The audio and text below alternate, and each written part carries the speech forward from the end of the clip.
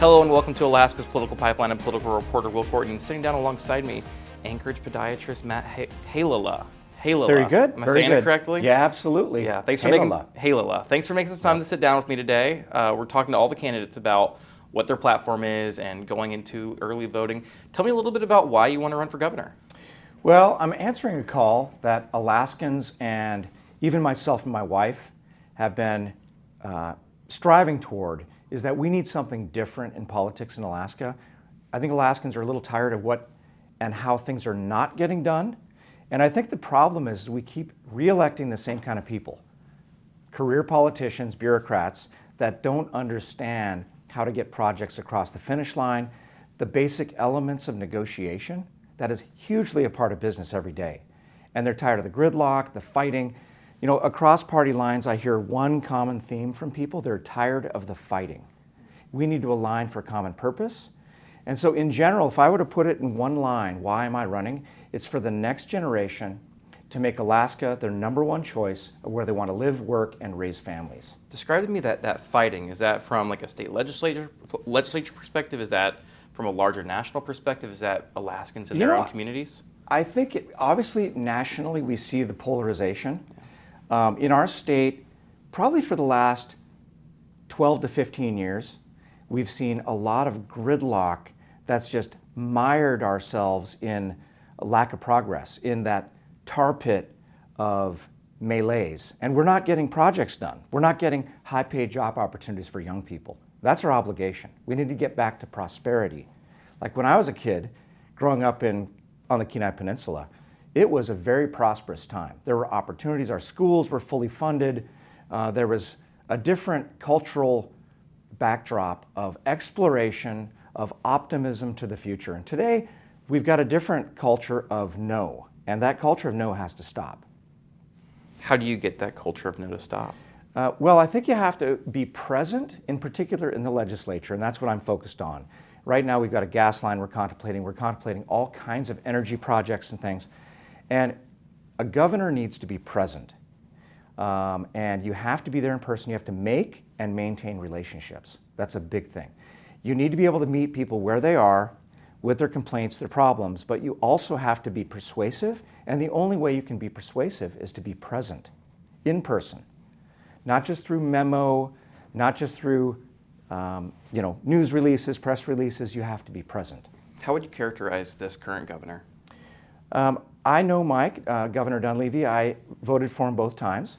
I think in general, he's done a very good job at focusing on that natural gas line. I think that's critically important. He's also maintained a strong relationship with the Trump administration, of which has done a great deal to open up Alaska that's been locked up. There were 72 executive orders by the Biden administration shutting down natural resource development in Alaska. That is a chokehold on the future of Alaska. So he's done a great job of maintaining a relationship with that administration to leverage that through changing the permitting process through the SPEED Act.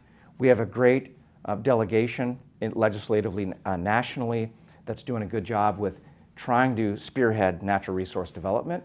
I think that he could be more present with the legislature. Not to criticize, I'm not Mike Dunleavy, but I think that's a big thing that I've heard over and over again, is that they would appreciate more direct communication. And that's just a personality type, I think. He's very good at communicating. I think he's, of all the great things he's done, the thing I hear from people in the legislature is they wish that he was more present with them daily, especially when they themselves are disagreeing so heavily on topics, to provide that in-person leadership. Let's go back to your campaign. Why don't you describe to me the moment you decided that you wanted to run for Alaska's top executive seat? Well, like you said, originally I was a commercial fisherman as a kid, from as 9-year-old all the way until I was about 25. And I skippered a boat in Bristol Bay. Then we got married young, Stacy and I. We dated through high school, got married at 19 and 20, went off to medical school, had 2 kids, came back, did that for 30 years, employed hundreds of Alaskans, got more heavily involved in business. And about 5 years ago, there was a big article during the pandemic. There was 120 physicians that wrote a letter to the state medical board saying you need to go after these doctors that are writing for ivermectin and hydrochloroquine. And it struck me as that was a significant infringement on the generalized libertarian approach that we have in medicine in Alaska in providing care as long as there is strong informed consent. And so I reached out to the governor. I said, there was 2 vacancies on the state medical board. I said, you need me on that board to stop this bullying by that group of physicians. He said, you're right. He appointed me the next morning. And there was a lot of great things that we did at that medical board. We stopped that bullying. We maintained the right of physicians to be able to write for ivermectin and hydrochloroquine, whether you think it has merit or not. It's a part of what we think is okay in Alaska. And through there were a lot of issues that came up that required leadership. And we were fortunate to have an excellent board, but many of them were not in a position to be able to lead on controversial things. And one of them that was very important to Alaskans, probably 80-20 or even 90-10, was the transgendering of our kids, younger than 18. And we knew nationally this was going on, and to what extent in Alaska we were unsure. But we knew something needed to be done, but nobody wanted to do it. So I said, you know what, if you vote me in as the legislative liaison, I will do this. I will help change the regulation. And we did that. We wrote and passed unanimously regulation to stop the irreversible treatment of minors in this gender dysphoria thing, other than counseling, et cetera. And we got that passed, but unfortunately it's languished in the Department of Law for now 1 year. So that's a little frustrating, but it opened my eyes as to those that can lead and that have the courage to lead need to step forward and do it. And a lot of us aren't able to run for office because we're providing for families. I'm in a position now, I did retire 2 years ago, I'm in a position that I'm answering a call that Alaskans want somebody that's outside of the process, in the private sector, in business, to come in and leverage that knowledge and courage to do the right thing. Yeah. Why don't you describe to me your experience? You mentioned the state medical board, you mentioned your experience as a commercial fisherman, also, a podiatrist too. Mm-hmm. Tell me a little bit about what that experience brings to this ticket that maybe other tickets don't really bring. So, I'm a podiatric physician and surgeon, and they've changed the terminology a bit to reflect now that it's much more of a generalized surgical specialty. And when you're a surgeon and you walk into that OR, you are the captain of the ship, right? Anything that goes wrong falls on your shoulders. It is your responsibility to make sure that case goes well. You can't have warring factions. You have to provide leadership. You've got a backup plan. And you might have a plan for how that surgery is going to go, but oftentimes things change and you can't get shaken. You have to remain very determined and get through that case and get your best possible outcome that you can deliver for that patient, and you can't tolerate gridlock. Gridlock in the OR is either, a patient not making it, a surgery gone bad. You have to get through that the best you can, and you do that for year after year, hundreds and even thousands of surgical cases. And that's for everything to fall on your shoulders, if something doesn't go well, you accept the blame. And that's even sleepless nights sometimes when things don't go well and somebody is left with something that is painful or dysfunctional. So that's a big part of what I bring. Also just my experience in business in unifying people, aligning them to get the job done and to make progress for your company, for your venture. So those two things, not tolerating gridlock because it's not something you can tolerate, and getting projects across the finish line is what I'm going to bring. And obviously politics is in everything. You mentioned you were a businessman. Obviously politics plays a massive role in business. Yeah. Tell me when you particularly had a big interest in getting involved in politics. You mentioned the state medical board. Was that the first real inception, or has it always been something interesting? I've always been interested in the political process. And so it's kind of funny, when I went off to college, my first year was at the University of Oregon in Eugene. From Soldotna to Eugene. And Eugene is a pretty radicalized campus. I had dorm mates that were arrested for chaining themselves to trees in logging camps to stop logging. And this was all during the spotted owl controversy. You're too young to remember that. But And so this was all new to me. And I was challenged rightfully by dorm mates, by classmates, professors on my beliefs. And I was generally a conservative kid from Soldotna, and I could not articulate very well and debate well. And I left that experience, came back to UAA after that first year, and I was determined to understand my cultural and political beliefs better so that I could better articulate and debate with people. And so I started listening to talk radio as an 18, 19-year-old, even Rush Limbaugh and other talk radio people, and learned a better way of articulating different beliefs. So that was the start of it. I also, my wife and I, Stacy, were asked to support good candidates like Ted Stevens, Don Young, eventually Governor Dunleavy, Parnell, all these people, Begich, Sullivan. And we've been behind the scenes, invited to be a part of small gatherings, and it becomes much more personal, and you get to know people that are in politics, and then you start thinking, these people are not that much different than I am. They might be a little stronger in this area, but you know what? I think I'm stronger in this other area. So that chasm between the private sector and politics gets a lot smaller and shallower when you are spending personal time with people that are in office. So I'd say in the last 15 to 20 years, that close contact, being involved with people that are in office, made it seem more possible. Yeah, and we're about to get into policy, but before we go into that, I want to ask one more question about the role of the governor. Tell me a little bit about what you think the state needs in terms of executive leadership at this moment. Right. Well, like I said, we need a governor that can be present with that legislative body to get things done. You need to engage with those decision makers that seem to be the obstructionists, the ones stopping things, and to persuade them that, hey, there is no such thing as a perfect deal. Never. There is no business that's coming together with a big project they're contemplating that is a perfect project. You have to get to a spot that is acceptable, that it meets the underlying basic needs of all parties. You stamp it, you move on, you do another project. You don't get gridlocked in one thing over one issue. And it's about negotiating and compromise. When everyone leaves, we've heard this over and over again, when you leave a negotiation, everyone's a little bit disappointed. That's perfect. That's usually perfect. Because we have an obligation to align for our next generation so that they have opportunities. Right now, our economy has been waning and shrinking and going the wrong direction.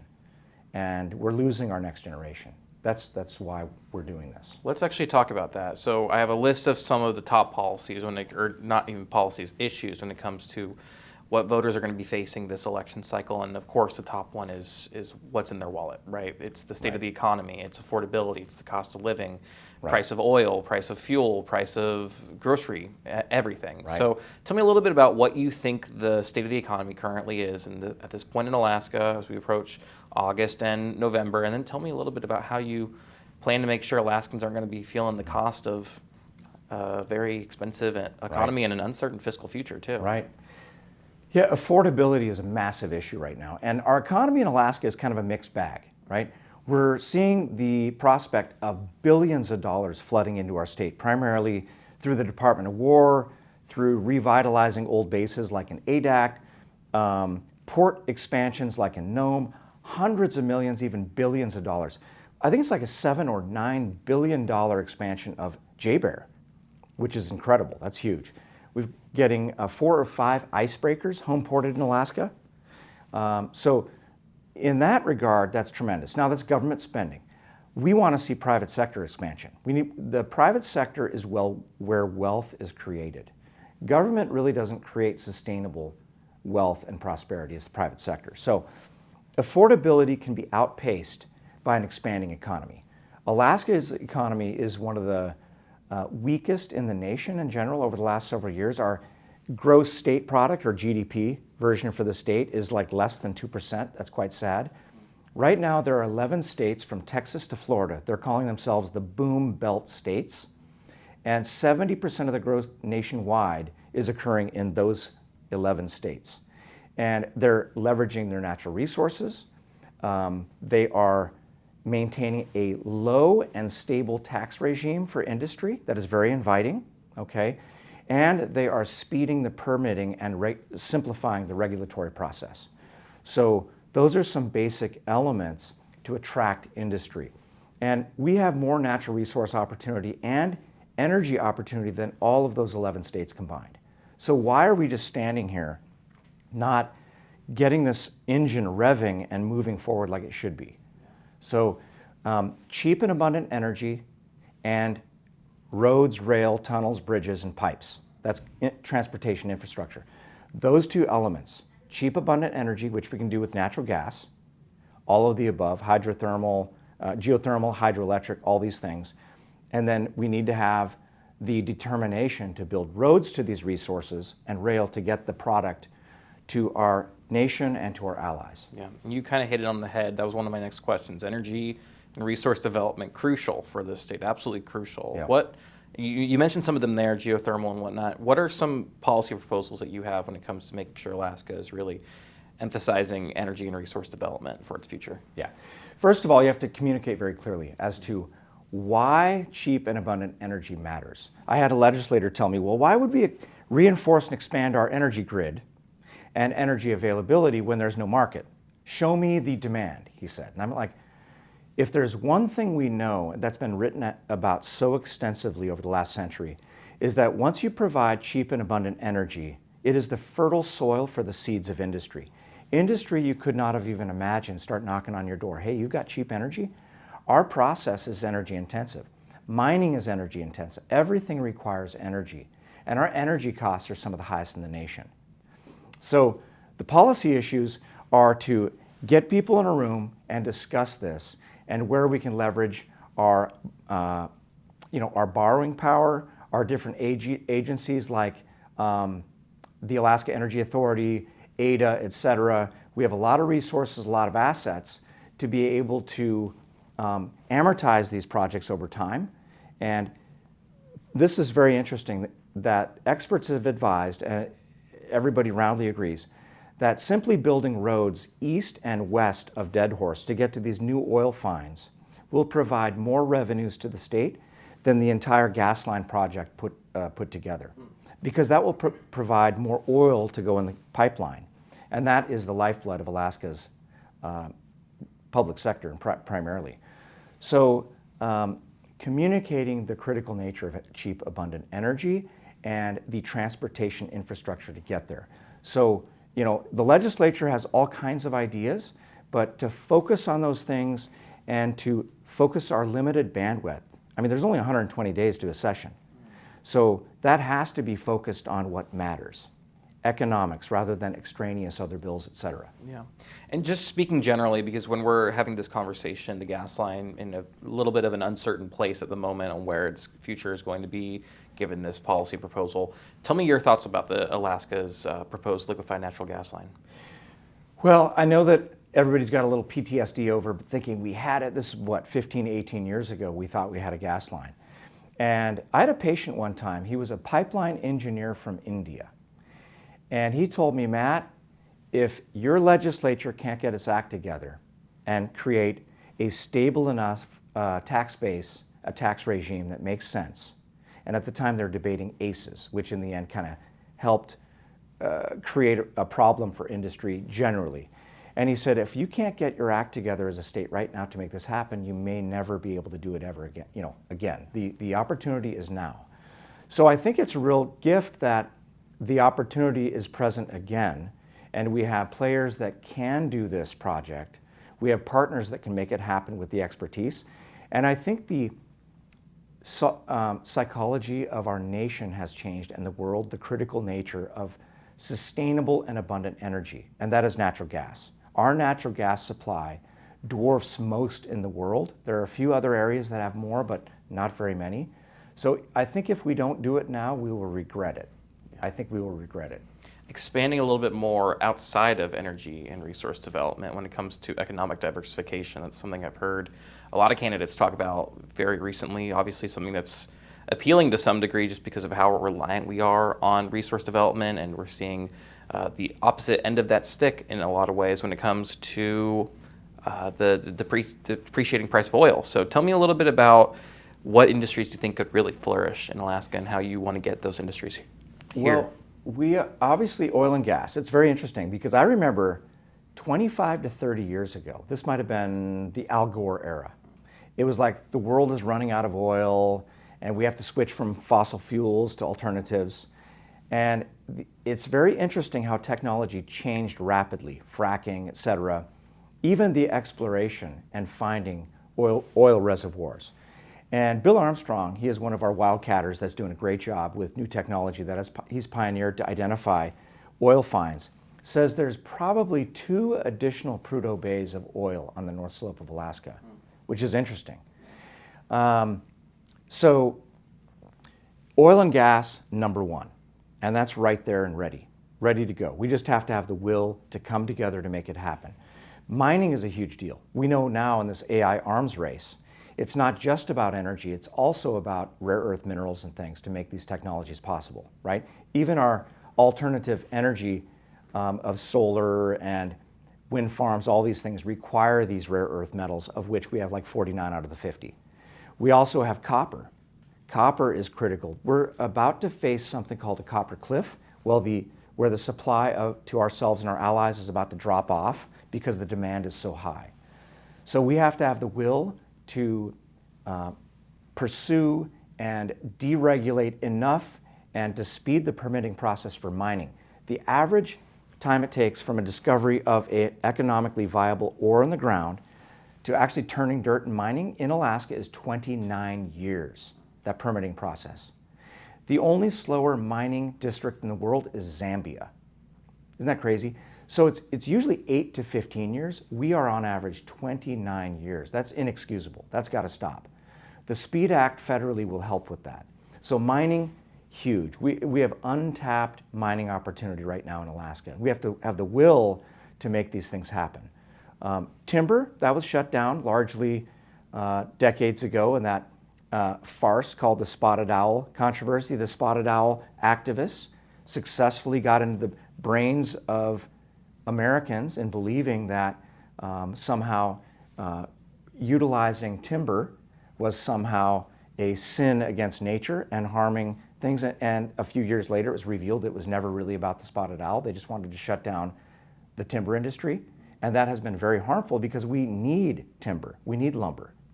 So that's something that we need to revitalize is the timber industry. Do it very responsibly. Everything I'm talking about, we need to do it very responsibly, of course. And technology is allowing for that. The commercial fishery is very important. The bounty in the ocean is unimaginable. Our pollock fishery produces, I believe, 3 billion pounds of pollock yearly. That is unimaginable. And it's a great product. It's a wonderful protein source for our country, our allies, and the world. Yeah. So we need to, continue doing that sustainably and responsibly, but lean into the commercial fisheries. Yeah. And some of this mariculture stuff too. Yeah, and a few more questions, pivoting again to a different topic, public safety. Obviously a lot of public safety concerns, I'm thinking here in South Central, but across the state at large too, lots of different very regionally centric and different public safety concerns. Tell me about how you plan to address all these very different public safety concerns. Yeah. A lot of these things come down to the challenges. The disease is lack of funding and the lack of will to enforce laws, to have enough personnel that feel like they can go out and enforce ordinances, laws, etc. And that contributes to a less safe society. So in general, getting a booming economy will then get enough revenue in the pipeline so that we can adequately fund our law enforcement personnel, et cetera, and even our Department of Law that has attorneys there adjudicating over cases. And in some instances, they've got a backlog of 150 cases stacked up, metaphorically on their desk. Obviously, it's in digital form. But so getting the economy moving helps keep us safer so that we can adequately fund law enforcement agents, et cetera, and the proper deliberation and adjudication of these cases at the Department of Law level. But here in South Central, in our main city, Anchorage here, we do have a substantial problem with homelessness. And we used to live on the hillside, but when our kids left the house, we ended up with mostly an empty large home, so we bought a condo downtown. And downtown, we're in the midst, sadly, of a lot of people languishing in the streets. Even this morning, there was someone camping on the side of our condo, talking loudly, laughing, at about 4:30 this morning, using the side of the building as a restroom, sadly. And I had to yell at them, "You're not allowed to camp here. This is not your campground," right? And I don't think it's empathetic to allow Alaskans, fellow Alaskans, to languish in the streets. And there's a lot of crime. They become victims of crime. And I think we need to, I know we need to start enforcing ordinances, laws, and things like that with a little more purpose. We need to have better triage and navigation centers that are utilized to determine if these people that are victimized on the streets have mental health issues, drug addiction. What's the issue? Do they need to be in a mental health facility of some kind?